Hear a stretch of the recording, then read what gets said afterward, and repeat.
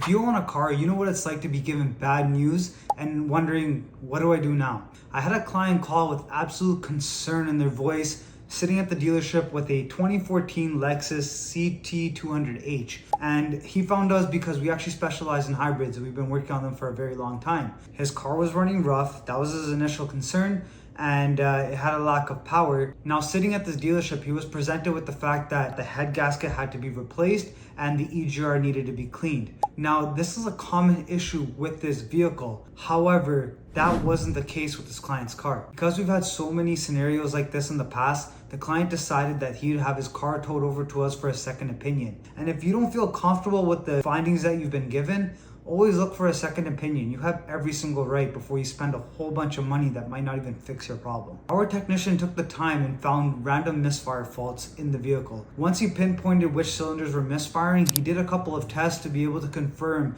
that the ignition coil was actually the culprit, not the head gasket and not the EGR being plugged. This client was absolutely relieved to hear that. After the road test, the vehicle was driving great, absolutely phenomenal. So what we recommended was, let's just complete the tune-up. These ignition coils look old. This vehicle has 300,000 kilometers on it.